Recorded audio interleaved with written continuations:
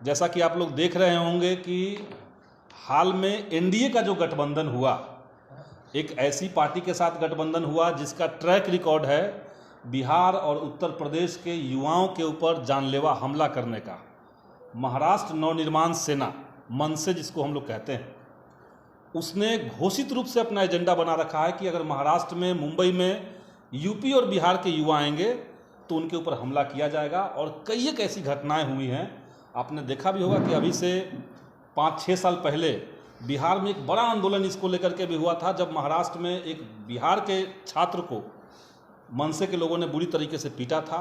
और वैसी एक ताकत के साथ जो देश में खुलेआम किसी इलाके को बिहारियों से मुक्त करने की बात करता है, उसके साथ भाजपा का हाथ मिलाना ये साफ साफ दिखाता है कि उत्तर प्रदेश और बिहार के जो युवा हैं उनको अपमानित करने में, अपमानित करने वालों का साथ लेने में भाजपा को कोई आपत्ति नहीं। तो इसका एक तो विरोध हम लोग करते हैं। और दूसरा जो मसला आज के प्रेस कॉन्फ्रेंस का है, आप सब लोग जानते होंगे कि अभी देश के सबसे प्रतिष्ठित विश्वविद्यालय जवाहरलाल नेहरू विश्वविद्यालय जेएनयू, जिसको लंबे समय से भाजपा ने बंद करवाने की कोशिश की, बदनाम करवाने की कोशिश की, वहाँ का छात्र संघ चुनाव हो रहा है। और एक पुराना रिकॉर्ड रहा है कि बिहार से निकले हुए छात्र नेता जेएनयू की छात्र राजनीति के माध्यम से न केवल जेएनयू की राजनीति को बल्कि समूचे देश की छात्र राजनीति को, युवा राजनीति को गति देने में रहे। और इस बार भी जेएनयू में जो वामपंथी पार्टियों की एकता बनी, एक एकजुटता बनी, तो उसका जो अध्यक्ष पद के प्रत्याशी हैं वो आइसा से, जो सीपीआईएमएल का स्टूडेंट विंग है, आइसा से हैं। और बिहार के गया जिला के रहने वाले एक दलित छात्र हैं, धनंजय कुमार। और कल, बीते हुए कल में जेएनयू के अंदर एक ऐतिहासिक मशाल जुलूस का रैली निकाला गया। इन सब के पीछे का एक संदर्भ ये है कि जेएनयू के ऊपर ज़बरदस्त हमला है। और हम लोगों ने बार बार कहा है कि जेएनयू के ऊपर हमला मात्र किसी शिक्षण संस्थान के ऊपर हमला नहीं है, बल्कि देश के क्वालिटी एजुकेशन, जहाँ पे हायर एजुकेशन में है, उसमें गरीबों की पहुँच होगी कि नहीं होगी, इस बात का एक सवाल है। क्योंकि भाजपा चाहती है कि जेएनयू बंद हो जाए। और सब लोगों को पता है कि आज हिंदुस्तान के अंदर ही नहीं बल्कि दुनिया के अंदर सबसे सस्ता विश्वविद्यालय के रूप में जेएनयू जाना जाता है, जहाँ 6 महीने का फीस आज भी 109 रुपये है। तो वैसे संस्थान को बर्बाद करने के लिए, बदनाम करने के लिए, गलत तरीके से वाइस चांसलर की नियुक्ति, उसके बाद वहाँ पे गलत तरीके से असिस्टेंट प्रोफेसर की लगातार नियुक्तियाँ हुई, छात्रों को आंदोलन करने से रोका गया, उनको बदनाम किया गया। और अभी हाल में जब लोकसभा चुनाव आने वाला है तो भाजपा के फंडिंग से एक ऐसी फिल्म बनाई जा रही है, आप लोगों ने फिल्म का शायद पोस्टर देखा होगा, जिसका नाम है जहांगीर नेशनल यूनिवर्सिटी। और उसमें जेएनयू का लोगो है और उसमें दिखाया जा रहा है कि देश को कैसे निचोड़ रहा है जेएनयू।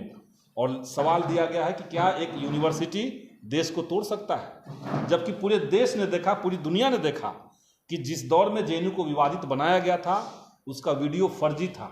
और भाजपा के आईटी सेल वाले लोगों ने उसका वीडियो बना करके प्रोपेगेंडा किया। इसके बावजूद इस यूनिवर्सिटी को लगातार टारगेट किया जा रहा है, उसकी फंडिंग रोक दी गई है।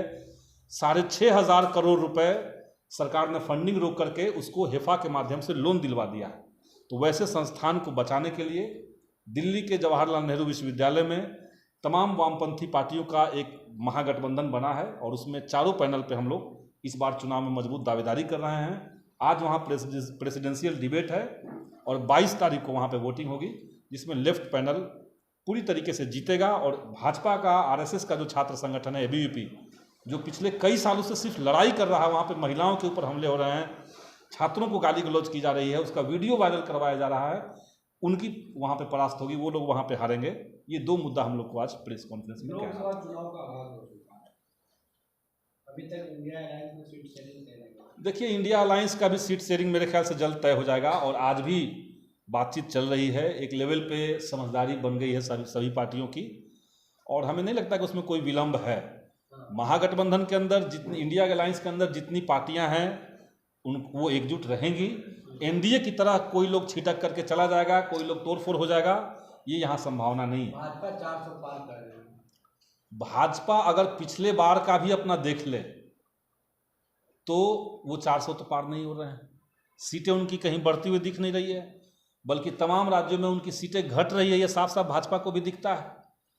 तो उनको तो ईडी, सीबीआई और उसके माध्यम से जो खरबों रुपए का करप्शन सा पैसा इकट्ठा किया गया है, जो फिरौती वसूल की गई है उसके माध्यम से अगर वो सांसद खरीदने का भी घोषणा अभी से कर दे तो जोर जार के वो 400 कह सकते हैं। लेकिन इस बार जनता समझ चुकी है और किसी भी पार्टी को इस बार जनता चुनेगी भाजपा को हराने के लिए ही। पशुपति पारस का स्वागत कर रहे हैं आप? देखिए, हम लोग स्वागत क्यों करेंगे? पशुपति पारस जी जिस पार्टी में थे, एनडीए के गठबंधन के थे, वहाँ से उनकी कोई वैचारिक टकराहट नहीं है। वो अलग हुए हैं तो सिर्फ इस सवाल पे अलग हुए हैं कि उनको सीटें नहीं दी गई या उनका वहाँ सम्मान नहीं हुआ।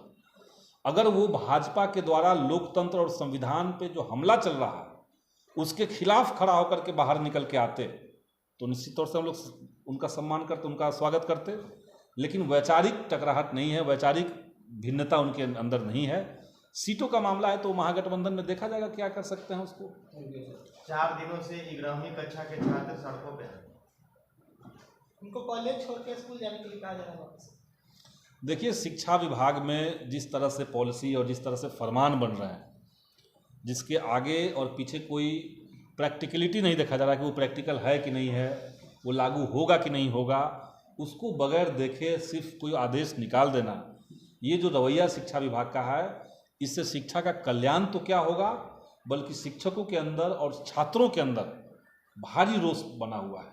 आप देख लीजिए कि कल तक शिक्षा विभाग ने घोषणा कर रखा था कि हम होली के दिन भी बच्चों का इम्तहान लेंगे। होली के दिन जब पूरे देश में होली का त्यौहार मन रहा होगा उस समय बच्चों को कहा जा रहा है कि आपको मैथमेटिक्स का एग्ज़ाम देना पड़ेगा। और कल जाकर के वो बदला। इतना ज़्यादा बार हम लोगों ने फ़ोन किया और सब प्रयास हम लोगों ने किया